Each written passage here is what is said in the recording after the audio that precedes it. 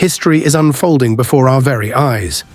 In Ouagadougou, the heart of Burkina Faso, Captain Ibrahim Traoré has once again written a new chapter in the struggle for sovereignty. The images are striking: convoys of armored vehicles, artillery and state-of-the-art defense systems rolling into the Burkinabè military camps. These are not just machines of war. They are symbols of resistance, of defiance, and of a nation reclaiming its destiny.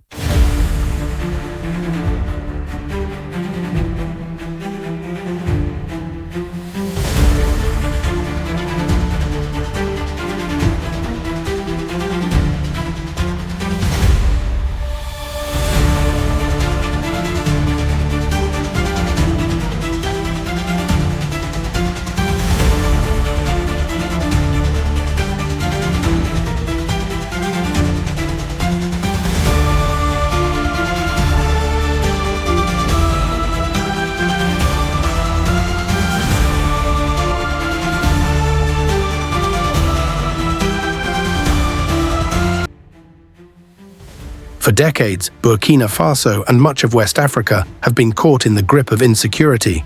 Armed groups spreading terror, borders destabilized, villages abandoned. Yet, while the people cried for protection, the so-called international partners provided little more than speeches and empty promises. The so-called guardians of democracy sent lectures instead of weapons, sanctions instead of support, and dependency instead of true partnership.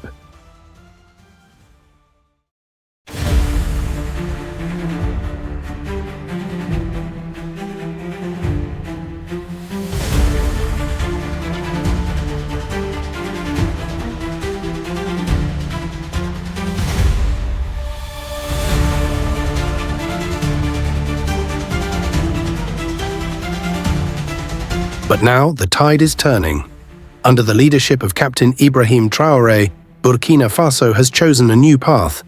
These heavy military supplies, believed to come from strategic allies such as Russia and China, mark a decisive shift away from Western dominance. The Burkinabè army is being reborn, equipped not only with weapons, but with a renewed sense of pride, purpose, and sovereignty.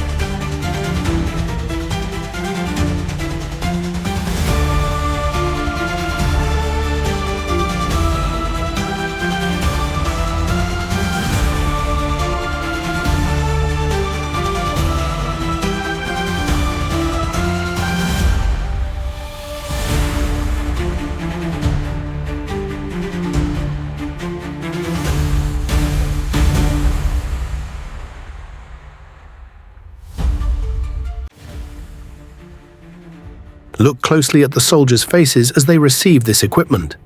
There is no fear, there is no hesitation. What you see is determination, a burning fire in their eyes. They know that the tools handed to them are not just for defense. They are for liberation. Liberation from terrorism, liberation from exploitation, liberation from the long shadow of colonial control.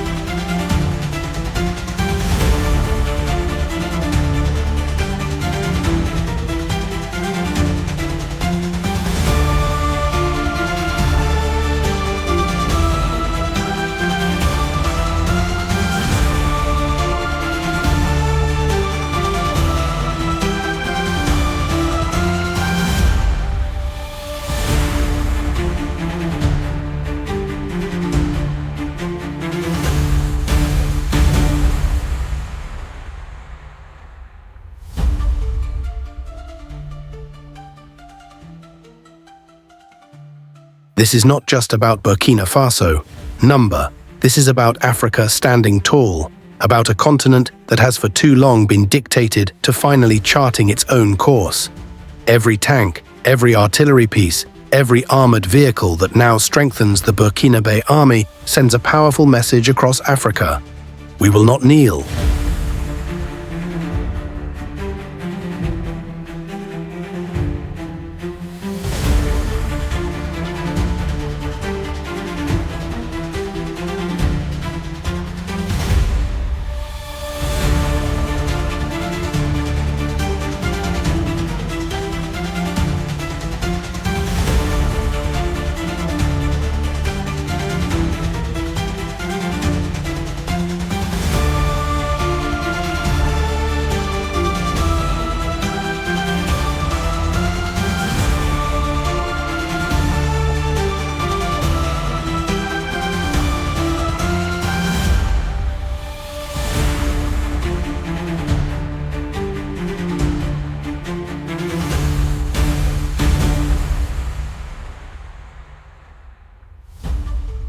And yes, we must speak the truth. These weapons are not gifts of charity. They are the fruit of strategic partnerships forged with nations that see Africa not as a colony to exploit, but as a partner to empower. Russia and China, rising powers on the global stage, have stepped in where the West has failed. They have chosen to back African sovereignty, not undermine it. They have provided tools of strength, not chains of dependency.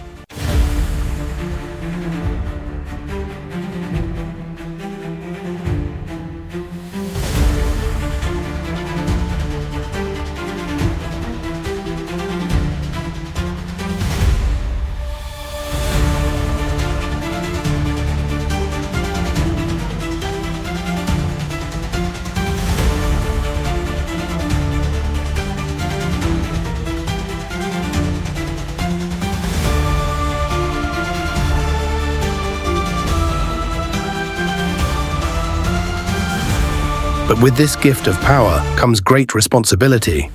Burkina Faso must now prove that it can wield this force with discipline, with vision, and with unity. Captain Ibrahim Traoré has promised to defend his people, to protect the dignity of his nation, and to safeguard the dream of a stronger Africa.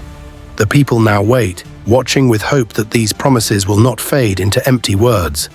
As the engines roar and the weapons gleam under the Burkinabè sun, one thing is certain: the balance of power in West Africa is shifting. The old order trembles, the empire of exploitation shakes, and the young lions of Africa, from Ouagadougou to Bamako, from Niamey to Conakry, are rising. This is more than a delivery of weapons. This is a declaration that Africa is no longer a playground for foreign powers, a declaration that Africa will defend its soil, its people, its dignity. A declaration that the new generation of leaders will not betray their ancestors' struggle.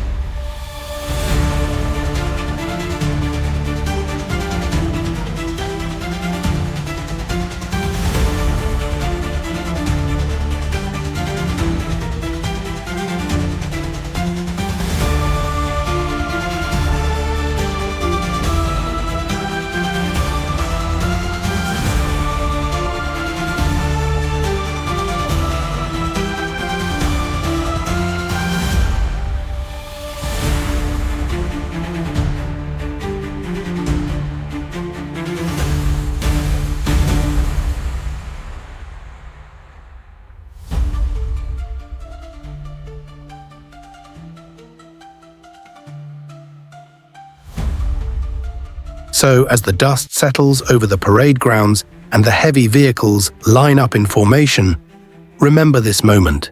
For years to come, it will be remembered as the day when Burkina Faso drew a line in the sand and said to the world, "Enough is enough." Captain Ibrahim Traoré has armed not just his soldiers, but the very spirit of his nation. And now the fight for sovereignty enters a new phase. The question remains, will Africa unite behind this vision? Or will fear and division once again open the doors to those who wish to keep the continent weak? Only time will tell. But one thing is undeniable: the revolution has begun.